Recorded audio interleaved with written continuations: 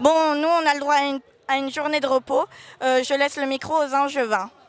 Bonjour, comment tu t'appelles? Johan, Nassiri, Audrey, Pablo, Charline, Imed. Bon, place aux Angevins. Merci Mélissa. Alors tout de suite on envoie l'image du jour et le classement.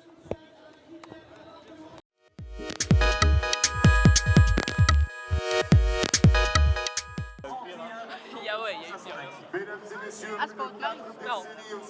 On vient de me demander si Brian Coca était mon mari en fait, parce qu'on est parrain marraine. On va lui poser la question à Brian. Hein.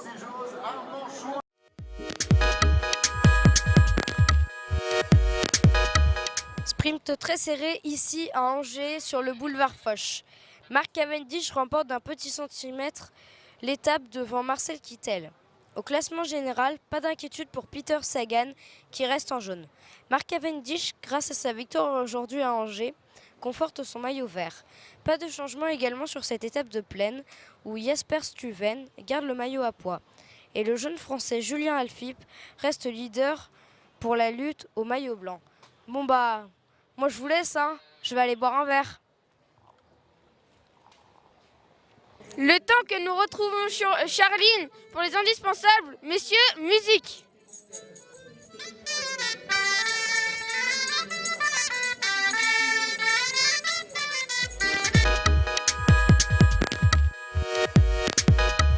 Bonjour, pouvez-vous vous présenter?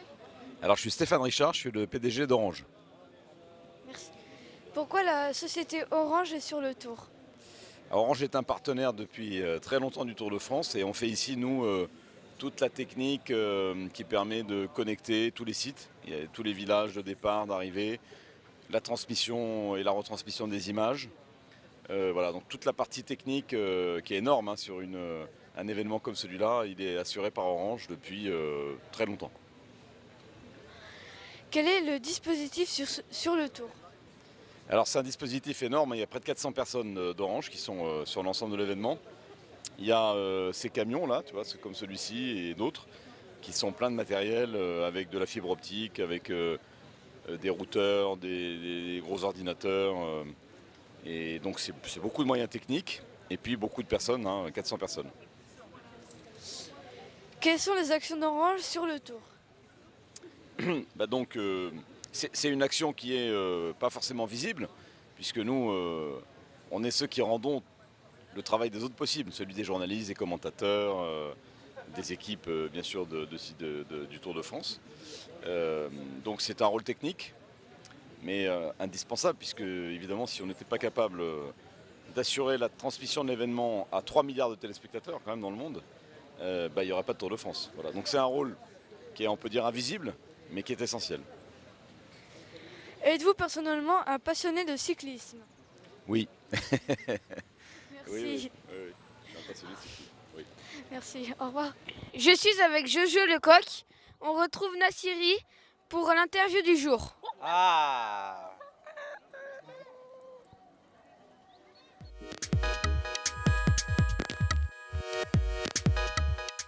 Bonjour, comment allez-vous? Ça va bien et toi?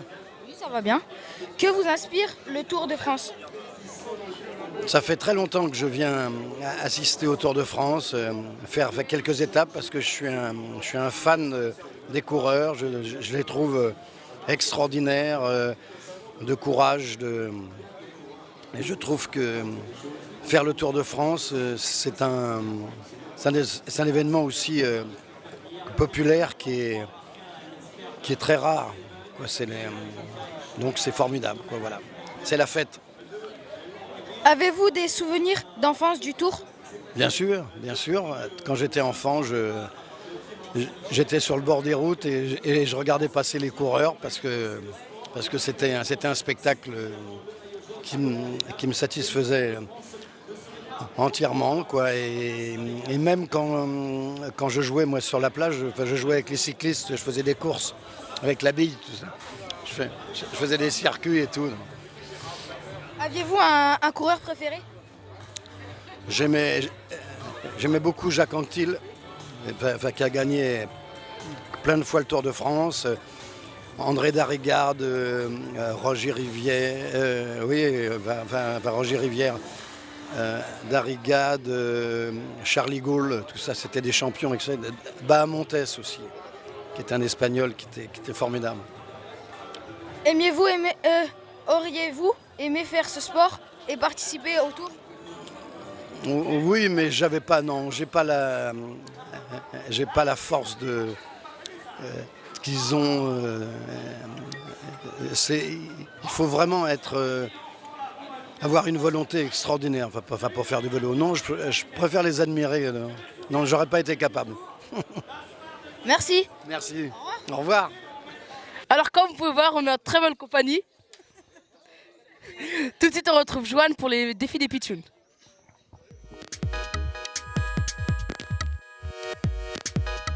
Bonjour, alors je suis avec Vincent et Olivier.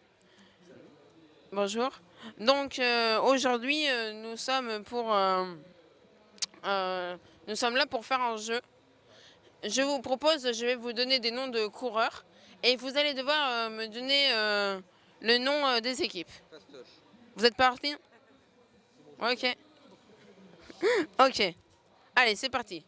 Daniel Martin. Alors ça c'est mon collègue qui va répondre. Cofidis. Ok. Arnold Jeannesson. Alors, Joker. Astana. Tony Galopin.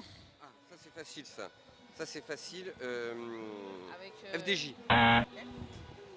Tom Dumoulin. Moi je les connais pas. Dumoulin. FDJ. Diego Rosa.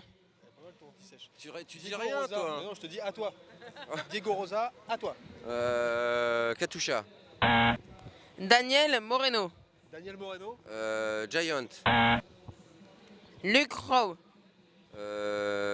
Astana. Angelo Tulik. Merde, faut pas tricher. Katusha. Florian Vachon. Vachon AG2R. Matteo Bono. Lotto Jumbo. Steve Morabito. Mais j'arrive cette année moi. Mais même. Attends, ça fait 20 ans qu'il le fait. Movistar. Alexis Gougéard. Ah, je connais. Festina. Okay. Christian Koren. Comment il s'appelle lui? Christian Koren. Bora. Bora. Alberto Lozada. Oh, c'est fastoche. Je sais plus. Vincent va répondre parce que là j'ai un truc. Cofidis. Cofidis. Je les connais tous. Cofinis. Daminio Caruso. Alors là, lui je l'ai pas. J'avais les autres, mais là, lui je l'ai pas. Lui, ouais. Orica. Michael Valgren. Cannondale. Adam Yates. Lamprey. George Bennett. Ah, George Bennett, Sky. Martin Elmiger. C'est pas facile, un Giant. Et Yann Barta. Ah mais je m'en souviens plus. Tu t'en souviens toi donc? Ah, on en fait hier celui-ci. FDJ. Très bien, merci.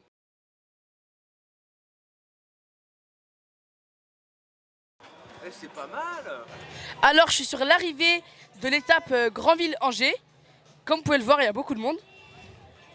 Alors tout de suite, je vous passe Pablo pour l'étape de demain qui sera accompagné de Pierre-Yves Leroux.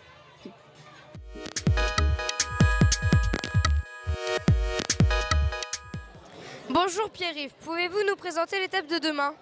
Bonjour, alors c'est une étape entre Saumur et Limoges qui est encore ce qu'on appelle une étape de transition avant d'attaquer la première petite étape de montagne puisqu'on sera dans le Massif central avec une arrivée au Lioran qui pourrait faire des dégâts. Alors une étape de transition en général, le peloton arrive groupé, c'est plutôt un sprinter qui est attendu demain. C'est une longue étape de près de un peu plus de 200 km. Donc à mon avis, on risque d'avoir un sprint massif, pas de difficulté majeure. Il y a une côte de 4e catégorie qui est un peu avant l'arrivée, qui ne devrait pas faire de grosses différences.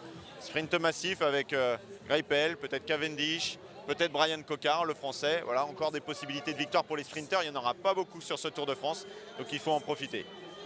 Avez-vous un favori pour l'étape de demain? Le favori du cœur, ce serait peut-être Brian Cocard parce que j'habite dans le même département que lui. Puis j'aimerais bien une victoire française. Mais j'ai le sentiment qu'un garçon comme Greipel va avoir envie de prendre sa revanche sur Cavendish puisqu'il n'a pas gagné le premier sprint. Donc voilà, ça va être amusant et sans doute bien costaud encore. Merci Pierre-Yves. Alors voilà, c'est la fin de l'émission. J'espère que vous aurez aimé. Alors tout de suite, vous allez faire place à Limoges. Peace. Au revoir.